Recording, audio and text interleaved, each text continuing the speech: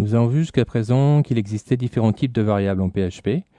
Nous allons voir maintenant comment relier ces variables et comment créer des expressions et par la suite des instructions pour réaliser du code PHP. Nous allons commencer par l'opérateur arithmétique. L'opérateur arithmétique permet de créer des opérations arithmétiques, donc plus, moins, diviser, multiplier, entre une variable et ou une constante. Il existe aussi un opérateur modulo qui permet de retourner le reste d'une division. Nous aurons l'occasion d'appliquer cet opérateur par la suite. Enfin, il existe des opérateurs qui permettent d'incrémenter ou de décrémenter une variable. Ces deux opérateurs sont fréquemment utilisés dans toutes les structures de boucle que nous aurons aussi l'occasion d'aborder par la suite.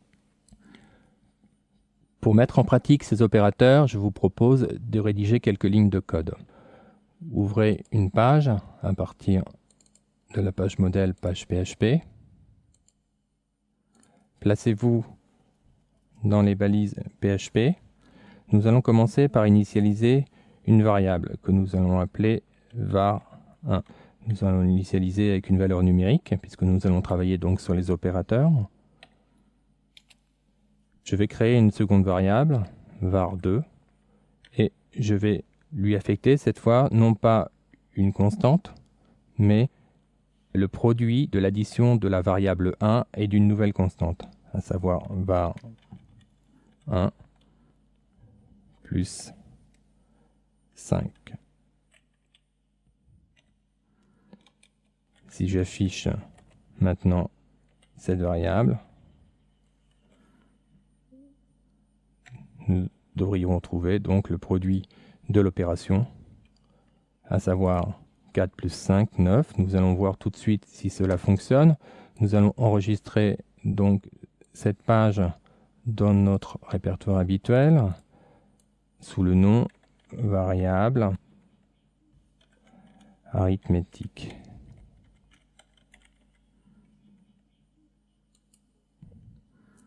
Passons dans le web local, en localhost, pour nous assurer que tout ça fonctionne. Pour cela, cliquez sur le manager de WAMP, descendez dans la page index, cliquez sur notre répertoire, syntaxe, et sur la nouvelle page que nous venons de créer. Nous pouvons voir que le résultat affiché correspond bien à l'addition des deux variables, à savoir 4 et 5. Nous pouvons évidemment réaliser d'autres opérations de ce type avec tous les opérateurs que je viens de vous présenter précédemment. Nous pourrions donc réaliser ici une multiplication avec l'opérateur étoile. Si nous regardons le fonctionnement de cela et nous actualisons la page, nous avons bien 4 fois 5 égale 20. Dans certains cas, vous aurez l'occasion de réaliser des opérations plus complexes. Par exemple, si nous désirons d'abord additionner la valeur 5 avec la valeur 8, donc plus 8,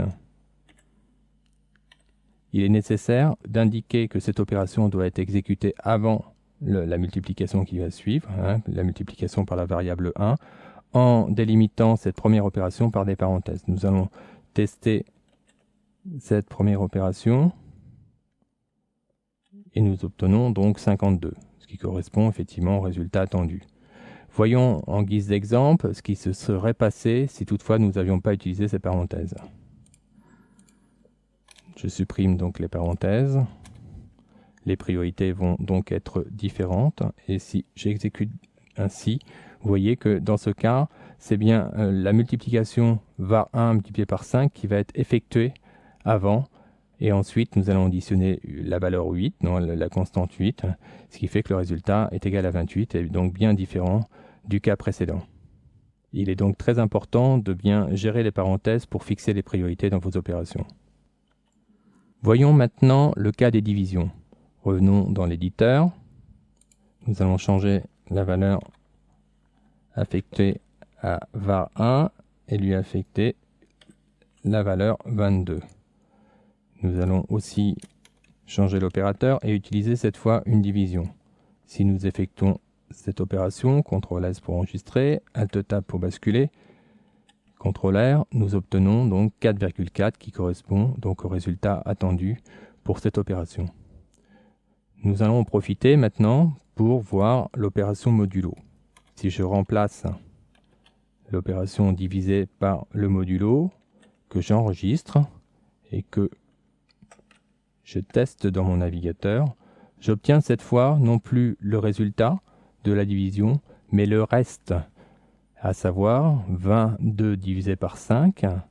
Donc si nous limitons aux entiers, ça fait donc 4 fois 5, 20. Il reste 2 et cette information sera considérée comme le reste de modulo et sera enregistrée donc dans la variable 2. Un exemple classique des modulos est de permettre de diviser, de trouver la parité d'une valeur.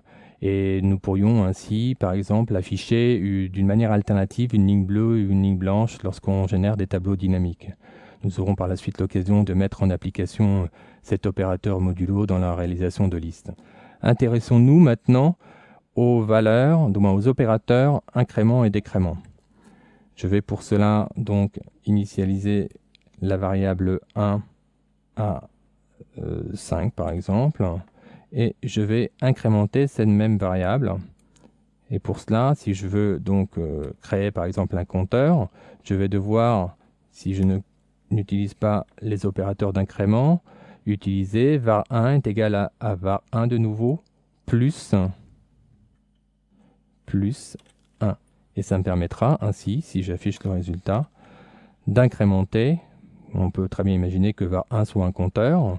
À chaque passage dans cette boucle, j'incrémente cette variable et j'aurai donc successivement, à chaque passage de boucle, 5, 6, 7, etc. Nous allons voir si cela fonctionne.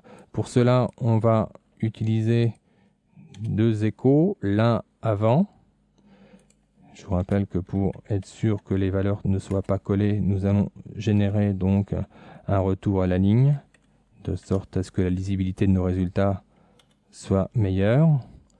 Et le deuxième résultat correspondra donc au résultat après l'incrément. Si nous enregistrons, voilà, nous testons. Nous avons bien effectivement ici 5, qui est la valeur de la première ligne ici.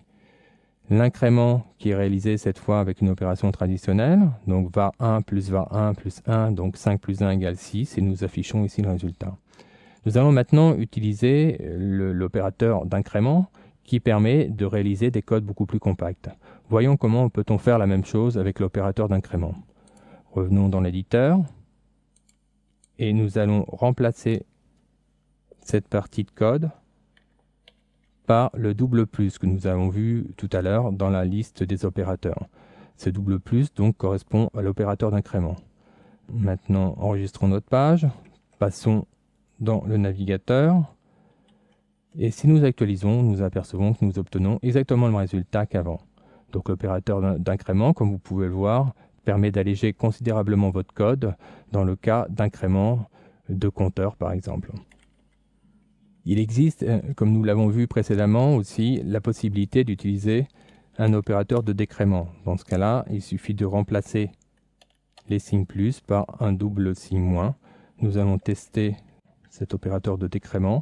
Et nous voyons que ici, c'est bien un décrément qui est réalisé. Nous avions 5 initialement, nous retrouvons donc avec une valeur qui correspond à 5 moins 1, c'est-à-dire 4.